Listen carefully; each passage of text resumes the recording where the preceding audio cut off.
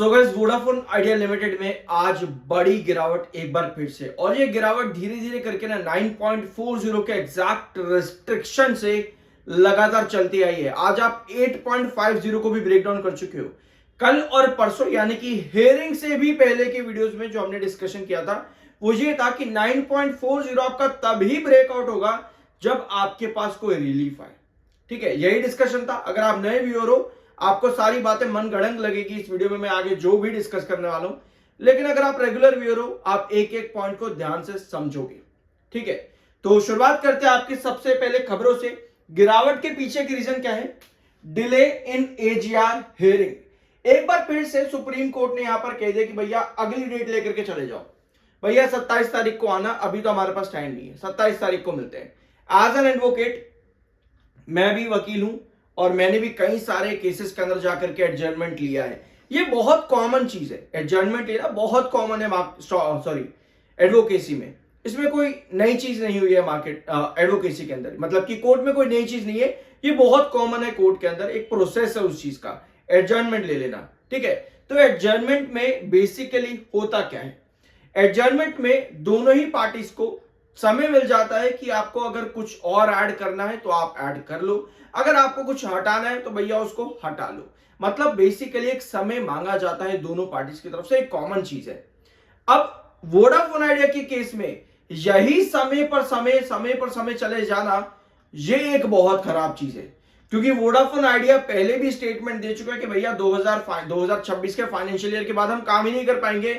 All दो company ने उसके बाद 2-4 पार्टनरशिप्स करी भी बहुत बढ़िया बढ़िया, जैसे टीसीएस के साथ में। तो ये चीजें कंपनी के लिए अच्छी है। ठीक है, ये चीजें कंपनी के लिए अच्छी है, लेकिन समय, ध्यान से सुनना इस पॉइंट को।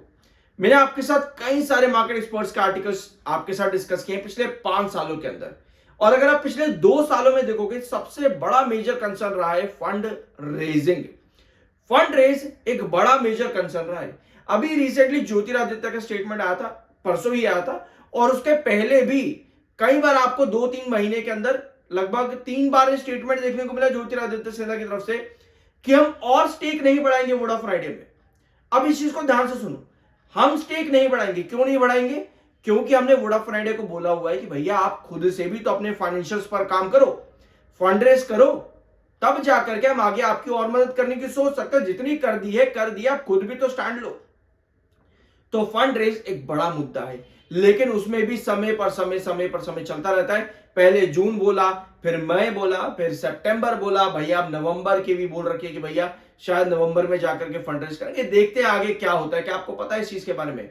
नहीं मालूम, कोई बात नहीं है। ठीक है, तो जितना समय जाएगा, हमने डिस्कस भी किया था, एक बार इस पे आओ। ये आपको 4 पॉइंट नजर आ रहे होंगे यहाँ स्क्रीन पे। ये 4 पॉइंट हमने सैटरडे को डिस्कस किए थे कि नेक्स्ट हियरिंग जो कि अभी मंडे को ही है, उस हियरिंग में जो आउटकम आएगा उसका इफेक्ट आपको दिखेगा। यानी भैया एडजर्नमेंट मिल जाता तो ये एक नेगेटिव इफेक्ट है। यहां आपके सामने है, सैटरडे का वीडियो है, उसका सैटरडे के वीडियो का क्लिप है कि एडजर्नमेंट मिलता तो भैया वो एक नेगेटिव साइन रहेगा। वहां पर 9.40 पर रिस्ट्रिक्ट करके आप धीरे धीरे करके नीचे आ जाओगे। जो भी आपके पुराने लेवल्स होंगे, जैसे कि 8.5, 7 रुपए 90 पैसे, 7 रुपए 60 पैसे, इस तरह से आप नीचे आओगे। ये डिस्कशन था, और बाकी सारे आउटकम्स आपको दिख जाएंगे एज इट इज, और यही आउटकम्स आपके रहने भी वाले हैं यार। यही आउटकम्स रहने वाले, कुछ नया नहीं हो रहा है यहां पे। अब आपकी और खबरों पे आते हैं। अब सबसे बड़ी गलती वोडाफोन आइडिया ने इस समय यह कर दिया, जो मेरा मानना है इन्वेस्टर के पर्सपेक्टिव से, यह कर दिया है कि भैया 5G को ज्यादा बढ़ोतरी ना देते हुए कंपनी ने बोला है कि भैया हम 2G ऑपरेशंस पर ज्यादा काम करेंगे, हम 2G नेटवर्क को एक्सपैंड करना चाहते हैं। ऑल्दो 5G पर भी हम टाइम टू टाइम एक्सेलरेशन कर ही रहे हैं, उसमें कोई नई बात नहीं है। कंपनी 5G पर भी काम कर रही है, लेकिन 2G पर भी हम उठा करके काम करेंगे, ज्यादा से ज्यादा उसके भी सब्सक्राइबर बेस बढ़ाएंगे। और उल्टा कंपनी के साथ क्या हो रहा है? कंपनी के लगातार सब्सक्राइबर चर्न देखने को मिल रहा है। लगातार कंपनी का सब्सक्राइबर बेस जो है गिरता चला जा रहा है, और लास्ट सब्सक्राइबर बेस जो कंपनी का सबसे ज्यादा गिरा था वो था दिसंबर 2024 में। उसके बाद अगस्त 2025 में कंपनी का सब्सक्राइबर बेस कितना गिरा है? 3,09,000 सब्सक्राइबर कंपनी ने खो दिए हैं। और यही कंसर्न कल जो हमने रिपोर्ट डिस्कस करी थी मार्केट एक्सपर्ट जियोजित फाइनेंशियल की तरफ से, वहां पर भी यही कंसर्न था। कंपनी हर महीने लाखों सब्सक्राइबर खो रही है। ऐसे में वोडाफोन आइडिया एक डूबती नाव बन सकता है। अभी मैं आप लोगों पे भी आऊंगा, काफी सारे नए व्यूअर्स हर दिन आते हैं और हर दिन देखो मैं किसी को रोक नहीं सकता, सबका अपना अपना पर्सपेक्टिव है। अभी मैं उसको डिस्कस करता हूं यहां पे, बस मुझे 1 मिनट दो, ठीक है। एक चीज आपकी और यहां पर समझने वाली है कि मार्केट एक्सपर्ट्स के टारगेट्स ना यार बहुत ज्यादा अलग देखने को मिलते हैं। जैसे कि सिटी का देखो, सिटी ने यहां पर लिखा हुआ है हाई रिस्क बाय, ये सितंबर 22 का आर्टिकल है सिटी का, सितंबर 22 का। सिटी ने कहा है कि Vodafone Idea high risk buy है, ठीक है भैया, समझते हैं रिस्क मैनेजमेंट बहुत ज्यादा देखने को मिलता है वोडाफोन आइडिया लिमिटेड के अंदर, रिस्क ज्यादा है। टारगेट कितना दिया भैया? 10 रुपए का। ध्यान से सुनना, सितंबर 22 2025 का ये आर्टिकल है। सिटी ने हाई रिस्क बाय बोला और टारगेट दे दिया भैया 10 रुपए का, जिसमें 18% उस दिन के लेवल से, 22 तारीख के लेवल से अपसाइड का पोटेंशियल है, ठीक है। 10 रुपए का टारगेट सिटी की तरफ से 2025-22 सितंबर। अब यहां पर आओ, यह टारगेट आता है सिटी का 30 अगस्त 2025 में, जब आप लगभग थे 19 रुपए के आसपास, 18-19 के आसपास थे, तो सिटी ने यहां पर टारगेट दिया था 22 रुपए का। 22 रुपए का टारगेट तब दिया था सिटी ने, और सिटी अपने टारगेट गिराता गिराता, आपको याद होगा 22 से करा 13, 13 से करा 11, 11 से कर दिया भैया 10 रुपए। भैया ये तो चल रहा है हाल मार्केट एक्सपर्ट्स का। तो ऐसे में एक रिटेल इन्वेस्टर क्या करे? तभी मैं आपके साथ कहता हूं हमेशा चार्ट को सीखो। जब तक नहीं सीखोगे भैया इसी तरह से हमेशा गलतियां होंगी, क्योंकि हमें सारे आउटकम्स पता होने चाहिए भैया। अगर कंपनी के फेवर में डिसीजन नहीं आ रहा तो क्या करना है, कंपनी के फेवर में आ रहा है तो क्या करना है। अब आज के सेशन में आप यहां पर ड्रॉप हो चुके हो, इधर देखना एक बार, यह है आज के सेशन की कंडीशन। आप ड्रॉप हो चुके हैं 850 के पास में, जो कि इसका एक रिस्ट्रिक्शन था, याद होगा आप लोगों को, 850 एक रिस्ट्रिक्शन है, या आप ड्रॉप हो चुके हो। अब आपको बेस चाहिए कहीं ना कहीं, क्या वो 850 पर हमको बेस मिलेगा? अगर बेस मिलता है तो हमको वहां स्टेबिलिटी चाहिए होगी। यही डिस्कस किया था हमने सैटरडे को कि 940 से गिरेगा, अगर आपका एडजस्टमेंट आता है वो नेगेटिव रहेगा, और उसके बाद जितनी नेगेटिविटी बनती है आप उतनी नेगेटिविटी में 7 रुपए 60 पैसे पर ड्रॉप करोगे। मतलब आपका एडजस्टमेंट आया वो एक नेगेटिव है, नेगेटिव आएगा तो ऐसे कंडीशन में आप 850 से 880 के बीच में कंसोलिडेट करोगे till next date of hearing, जो कि बहुत आगे है, 27 अक्टूबर की है। तो ये आपका कंसोलिडेशन आता है। लेकिन अगर 850 के नीचे भी आपकी नेगेटिविटी बनती है तो उस कंडीशन पे आप ड्रॉप करते हो 7 रुपए 60 पैसे पे।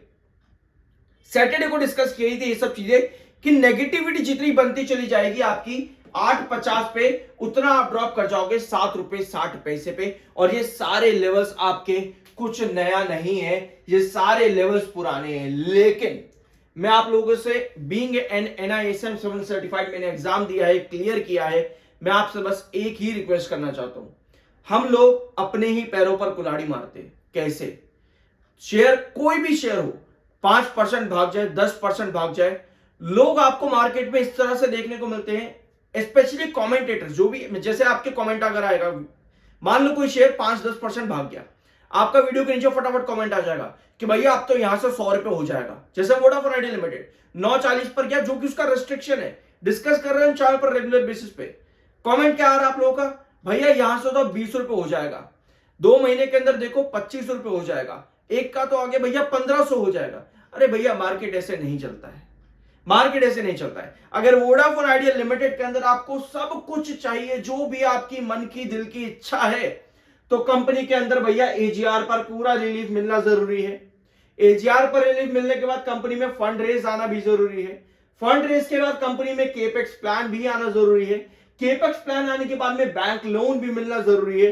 बैंक लोन मिलने के बाद में प्राइवेट लेंडर से पैसा भी मिलना जरूरी है। इतनी सारी चीजें आपके पास में, आप कहां से 20, 30, 40, 50, 100 भाग रहे हो भैया? अगर आपके पास मात्र AGR रिलीफ भी आ जाता है ना, तब भी आप ज्यादा से ज्यादा कहां जाओगे? 12, 13, 14, दैट्स इट। उसके बाद आपको क्या करना है? उसके बाद फंड रेज करना है भैया कंपनी को। कंपनी को 50-55 हजार करोड़ का केपेक्स जो कंपनी बोल के बैठी है फाइनेंशियल ईयर 26 तक, वो पूरा करना है। उसके बाद bank loan, private lender loan का कुछ अता पता भी नहीं है।